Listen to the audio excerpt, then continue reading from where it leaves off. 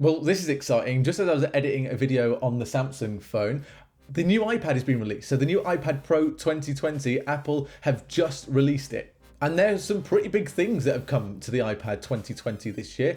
And let's talk about the cameras straight away. They now have a pro camera setup. So what we have is a 12 megapixel wide camera that is capable of catching up to 4K. And then we have a 10 megapixel ultra wide camera. The cameras on the iPad have always been a little bit meh, but hopefully this improves the quality of them a little bit. Not that I'm going to take a load of photos that are on the iPad, but a lot of people that use this for work and design might just do that. Next, Apple say that this has pro performance with an A12Z Bionic chip. This is supposedly optimized more than ever for 4K editing and a lot of AR, which I'll talk about in a second with the iPad. And combine that A12Z Bionic chip with the 8-core CPU that this iPad Pro now has. Apple is saying that this iPad is more powerful than some desktop computers and is so much more optimized for gaming and for doing 4K editing with videos and also doing AR as well. So it'll be really interesting to see what this iPad is like compared to the 2018 iPad Pro. It also has faster Wi-Fi connectivity. It has up to a gigabit speed as well on LTE. The one big new thing, which had been rumored for the past couple of weeks,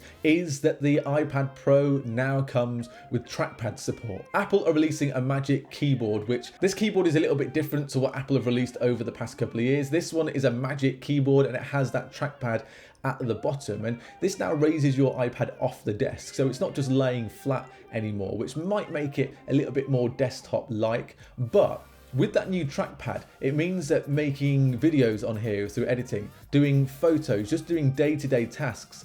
I don't know what this means for the Apple Pencil. I don't know whether that now becomes a bit obsolete now you have trackpad support, but it'd be really interesting to see whether you can have Magic Mouse support for this as well. With the new keyboards also comes 2 new pricing as well, so they are not cheap. For the 11-inch iPad, it's $299 for that keyboard, and for the 12.9-inch it's $349, and you can still buy the old one as well for $179. So there's quite a lot of choice now with keyboard, but they're still extremely expensive. A few things that stay the same with the iPad is the pricing for one. So if you're going to go and get the new 11-inch iPad Pro 2020, that starts at $799, and if you want the 12.9-inch, that starts at $999. And with both of the iPads this year, in whatever size you get, it has that 120 Hz display, which is probably my favorite thing about the last generation of iPads. AR is also something that's been updated for the iPads this year through something called, hang on, a LiDAR scanner. I hope I'm saying that right.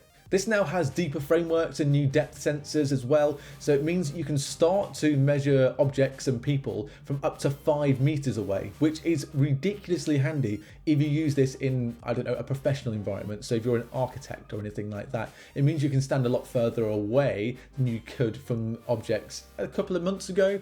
And of course, with those new Pro cameras, everything combined will help. If you want to go and pre-order one of these, you can do. They're available on the Apple Store now. But do you think it's a big enough upgrade from the last generation of iPad? Let me know in the comments below. Leave a like on this video and subscribe to the channel. And until next time, see you later.